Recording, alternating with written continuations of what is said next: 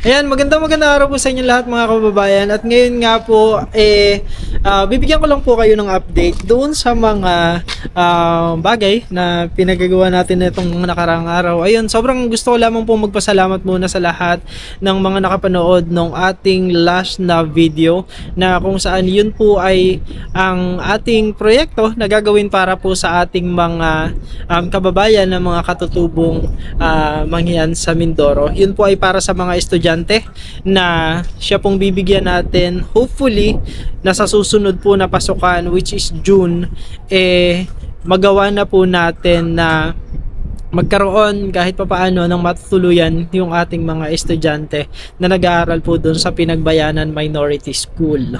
Yun. So yun po yung target natin by June ng susunod na pasukan, hopefully kahit papano, kahit ilan lang muna siguro yung kakayanin natin at kung ano po yung aabutin ng ating magiging budget para doon sa proyekto po na yon. At ngayon din po gusto ko pong magpasalamat kasi sa totoo lamang po pagkatapos po na may upload ko yung video na yon kahapon, meron na po tayong mga kababayan na may malalaking puso na talaga namang nag-reach out na at nagbigay na ng kanilang mga pledges para doon sa proyekto. Meron na pong nag-pledge ng mga cash para doon sa ipapagawa na bahay. Meron din po na nagbigay na ng pledge na para sa monthly na bigas para doon po sa mga estudyante.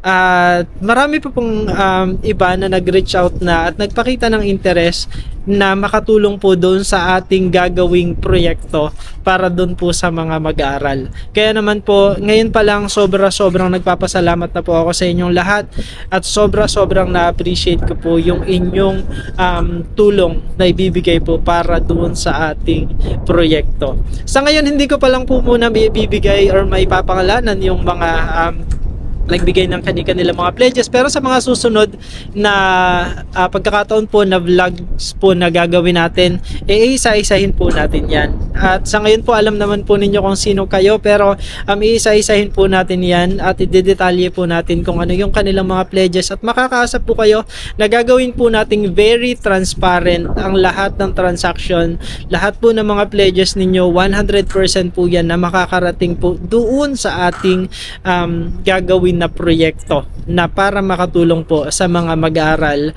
doon sa Pinagbayanan Minority School. Ayan, rest assured po na hindi po yan masasayang, hindi po yan mapupunta sa ibang bagay, yan po ay mapupunta 100% doon po sa proyekto. Kaya maraming salamat po. Ayan, ngayong araw na ito din po ay gusto ko rin kayong bigyan ng update sa kung ano na ang nangyari dito sa ating pinapagawang farmhouse, ano po, na pinipilit po natin na maihabol sa pagdating ng PB team. Ayan, yun naman pong farmhouse na yan, matagal na po na pinlano yan at talagang lahat naman po ng budget para dyan sa farmhouse na yan, okay na. Siyempre, yan po ay pinag-ipunan po natin dahil as you know, matagal na din po naman ako nagtatrabaho sa corporate at awa ng Diyos ay na-bless naman para makapagpatayo po ng ganyan. Ayan, so ipakita ko po sa inyo yung update na ng ating pinapagawang farmhouse. Let's go! Ayan, so kung makikita po ninyo dito, ayan, ito po yung para sa pintuan, napakalaking pintuan kasi yung magiging pintuan niyan po ay dito. So ang magiging pintuan niya po kasi ay sliding door po yan dito, so sa loob. And then kung makita po ninyo yung ating kisame, ayan, so fully masilyado na po yan. Nag-i-start na po na pinturahan etong side na to, napinturahan na po yan pero kailangan pa ng ilang patong ulit yan. And then kung nakita ninyo, ito po yung dating semento na finish. Ayan, nag-start na rin po na lagyan ng primer. Pina-primer na po yan ngayon. And then ito din po, itong area na to, na primer na din. I think meron na po itong isang patong na white latex. Pero hindi po white yung magiging finish niyan. Makikita nyo po sa mga susunod na araw kung ano yung magiging finish niyan. Hindi po yan white.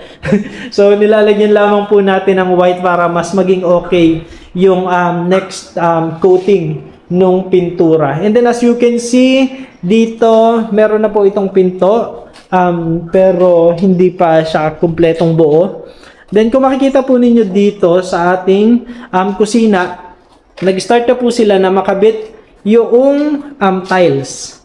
Ayan. Pero hindi pa po yan tapos kasi ongoing pa. Kanina yan ang ginagawa po nung mga nagtatrabaho dito kanina. And then yung iba naman po ay nagpa-primer netong ating mga semento. So as you can see dito sa side na to, na primer na din po yan, saka po etong side na to. So marami pang gagawin. Halimbawa po ito, kailangan pa siyang i-tiles.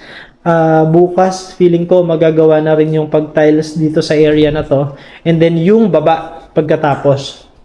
And then, ito po yung ating bintana na jalousie, hindi pa po namin kinakabit kasi nga baka mapinturahan lang.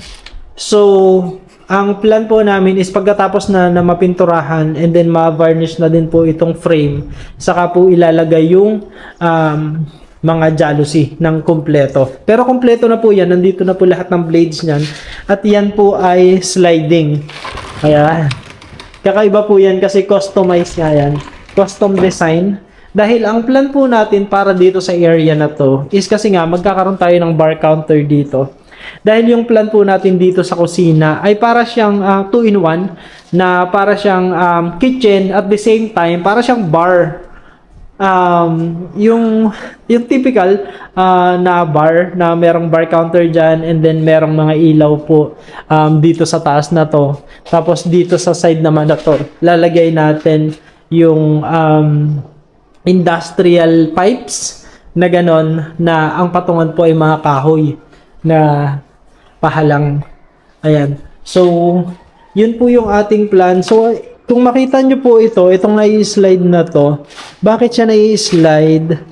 Kasi, ayan, meron palang ano doon. So, ito po yung, kasi ang plan po natin is meron siya dito na parang counter din dito sa labas para kapag ka meron pong mga nagpapahinga doon sa terrace is pwede, for example, magluto ka dito sa kusina, hindi mo na kailangan lumabas doon para lang mailabas yung pagkain. Sa halip, dito pa lang sa area na to, may lalabas na kasi dito lang sa area na to, meron naman siyang parang counter na kung saan pwedeng ilagay yung food or pwedeng ilagay yung drinks na kukunin na lamang nung mga nandoon sa labas, doon sa terrace. Tapos as you can see, kompleto na din po yung bubong natin dito sa terrace. Pero hindi na po natin siya mapapatapos ng kisame. Kaya parang bare na lang muna siya for now. Sa susunod na lamang po kasi mukhang hindi na po aabot kasi ang dami pang kailangan gawin. Halimbawa po yung malalaking kahoy po na yun po ay kakabit naman natin dito para dun sa bar counter. So madami pa po. Tapos even yung mga sofa na nandun pa rin yung kahoy at even yung table na mahaba nandyan pa din. So ang dami pa po talaga na kailangan gawin. Pero I think makakaya naman po, matatapos naman po natin yon dahil meron pa naman po tayong over 2 weeks or parang 3 weeks pa. Meron pa tayong 3 weeks bago talaga dumating dito yung buong Pugong Biyahero team. Ayan. So, ayan, ito po yung door. Yung malaki na yan. Matatapos din po yan. And then, ito nga po, yung mga malalaking mga kahoy. Ayan, gagamitin po yan dun sa ibabaw ng bar counter. Sa itaas po mismo. So, yan.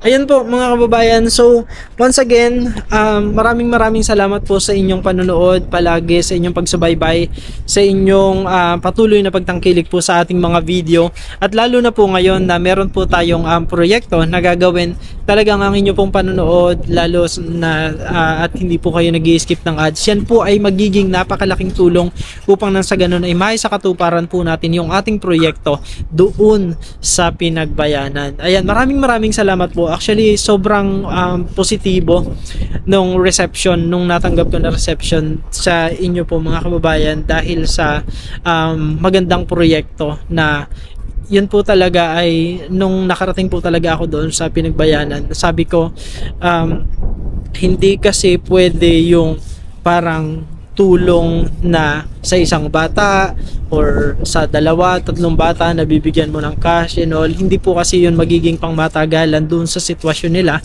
Kaya naman talagang nag-isip po ako nitong mga nakaraang buwan kung paano po talaga natin sila matutulungan ng magiging pangmatagalan at pang maramihan sa long run. Kaya nga po nasabi ko, hindi naman kailangan na madami kagad. Ang mahalaga, kahit pa unti-unti, ang mahalaga doon umuusad. Dahil sa mga darating na panahon, for sure, dadami pa yan. Ayun, yun po yung prayers natin. At yun po yung palagi nating dalangin na sana ay marami pa pong tao na kagaya ng mga nag-reach out na po sa atin na talagang nagbibigay ng pledges. Kaya naman sobra pong nagpapasalamat po ako sa inyong lahat. At ngayon nga po, kani-kanina lang, kausap ko po yung mga Chris Pao Forever. Sila po yung fan group, local and international po sila na naisali po ako kanina dun sa kanilang group chat, nag-video call po kami. And nakakatuwa po kasi talagang buong-buo po yung suporta nila sa buong Pugong Biyahero team at sa Chris Pao syempre pa.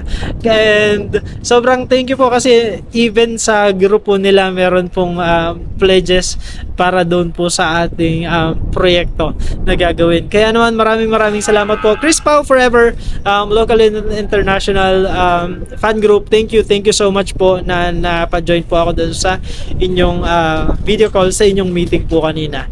Ayan. So hanggang dito na lamang po mga kababayan kasi bukas ay kailangan ko na naman pong lumuwas naman ulit ng syudad. So babalik na naman po ako ng Santa Rosa bukas kasi kailangan ko munang pumasok ulit sa office. Kailangan ko pa mag-report sa office ng Thursday and Friday kaya ako po ay babalik na ulit bukas.